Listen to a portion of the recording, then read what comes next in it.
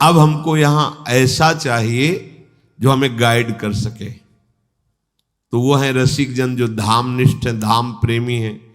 वो हमें रहनी बताते, बिना रहनी के ये प्रेम देश में प्रवेश नहीं है। तो पहले तो धाम निष्ठा करने के लिए विचार कर लो कि मैं मरा, बस यहीं से निष्ठा धाम की आएगी। जिंदा हो तो तुम धाम नहीं रह सकते। जिंदा कोई बल है तुम्हारे अंदर? बोले हाँ है। क्यों? बैंक बैलेंस, परिवार, रुपया, रहते हुए भी नहीं रहोगे, धाम में नहीं रहोगे। राग द्वेष में रहोगे, काम क्रोध में रहोगे, देहाभिमान में विचरोगे, धाम में नहीं विचरोगे। धाम चिंतन नहीं होगा कि मेरे लाडली लाल कैसे नौनिवृत्त निकुंज में बन की कुंजन कुंजन डोलत, नहीं रहोगे। ये खूब महापुरुषों के अनुभूत वचनों के अनुसार बोल रहे। धाम निष्ठा के लिए पहले मैं मरा, मन मारिया तन बस में कीन्हा, मन ही मारी तन हारी कहे। न मन मार पा रहे हो, न तन हार पा रहे हो। अब सहयोग की जरूरत है।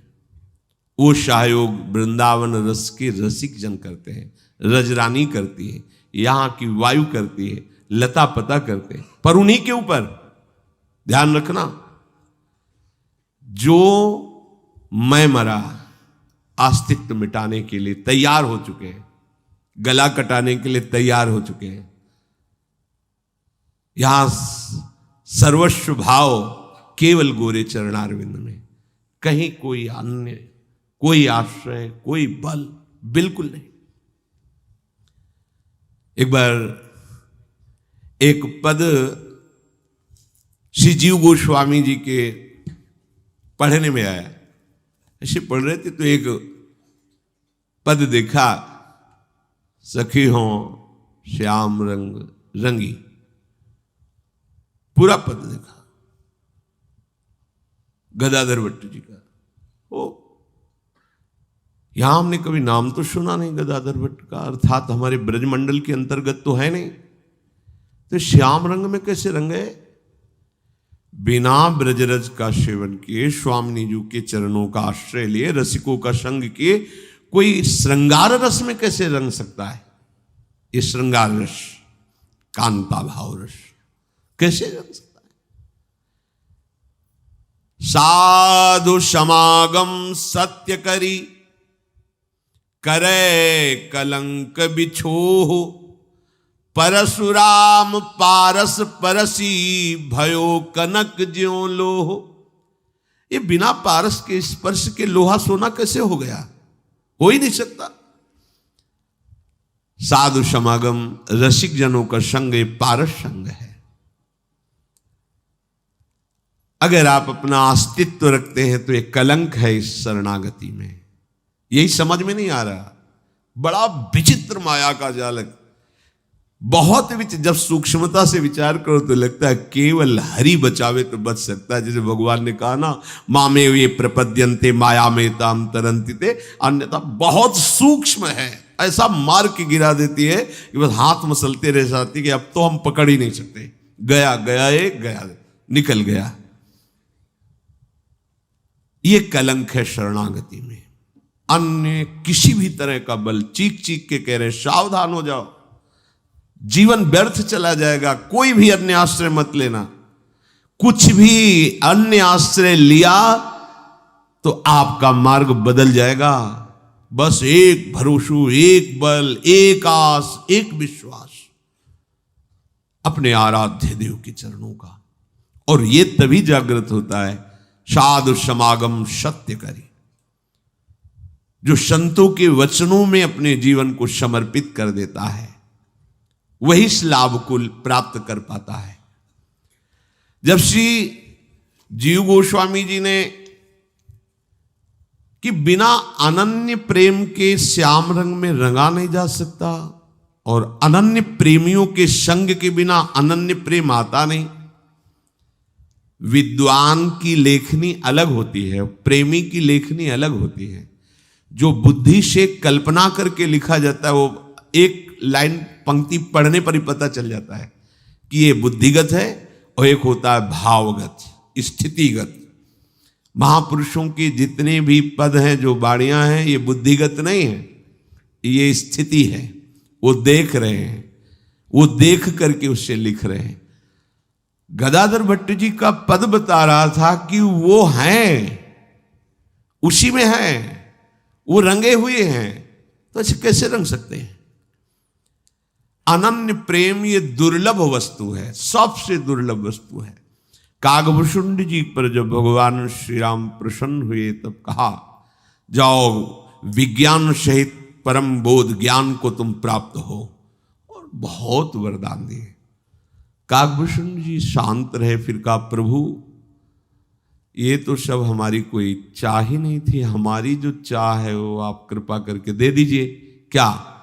बोले अनन्य भक्ति। भगवान अपने मुख से नहीं बोले थे अनन्य भक्ति, छुपाते हैं। कागभूषण तो बोले बहुत चतुर हो तुम, अनन्य भक्ति आ गई तो ये सब लड़का बच्चा है, ज्ञान वैराग वैभव सब। चाहे 14 विद्याओं का ज्ञानी हो, 4 वेद कंठस्थ हो, 18 पुराण कंठस्थ हो, 9 रस 60 शास्त्र, ये सब को कंठस्थ किए हो,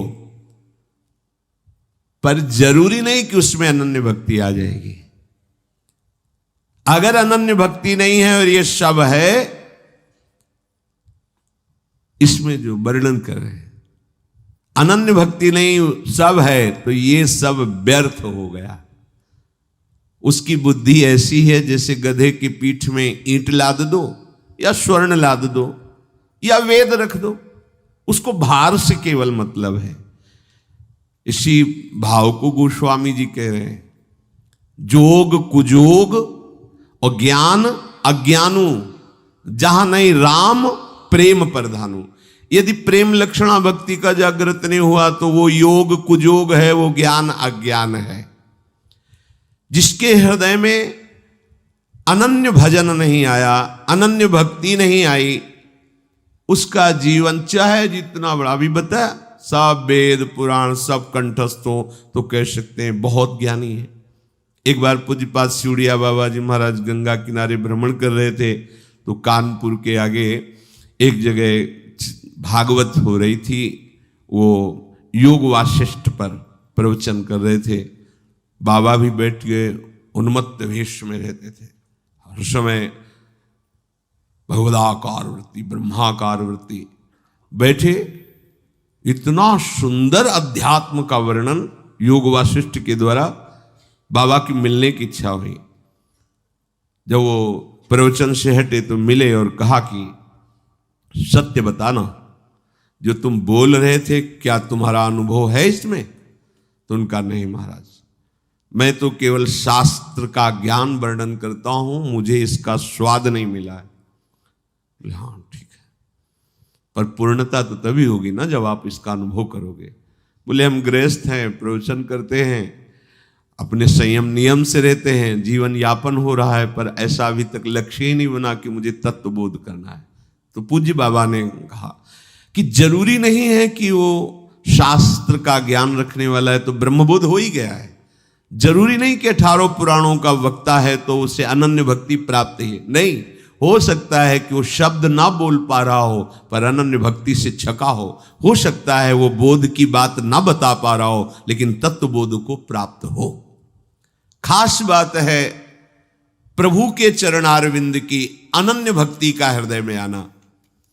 जब ये श्री जीव गोस्वामी जी ने इस पर विचार किया, सखी हो श्याम रंग रंगी, आहा देखी बिकाए गई वह मूर्ति,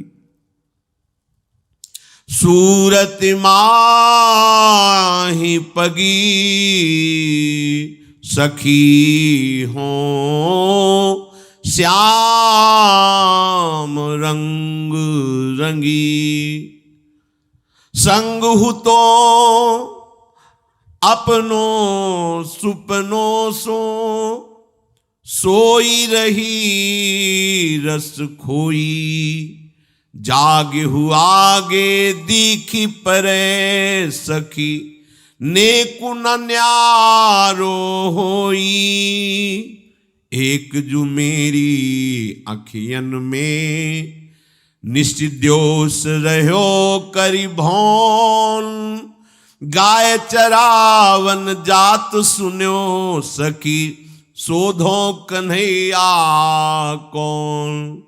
कासु कहो कौन पति आवे, कौन करे बकवाद, कैसे कहो जात गदाधर, गूंगे को गुड़ स्वाद सखी, हो श्याम रंग रंगी। श्याम रंग रंगी पद सुन के गोसाई जीव, पत्र दे पठाए उभय साधु वेगी धाय के। रैनी बिन रंग कैसे चढ़्यो, अति सोच बढ़्यो, कागद में प्रेम मढ़्यो, तहां लेके आए हैं। पुर ढिंग कूप तहां बैठे रस रूप, लगे पूछबे को तिन्हीं सो नाम ले बताए हैं। रहो कौन ठोर सिर मोर वृंदावन धाम, नाम सुनि मूर्छा हुए गिरे प्राण पाए हैं। जीव गोस्वामी ने पूरे पद पर विचार किया कि ये कोई तुकबंदी नहीं है। जीव भाव नष्ट नहीं हुआ, देह भाव है। बुद्धिगत जो पद रचना होती है वो रसिकों की सभा में आदरणीय नहीं होती।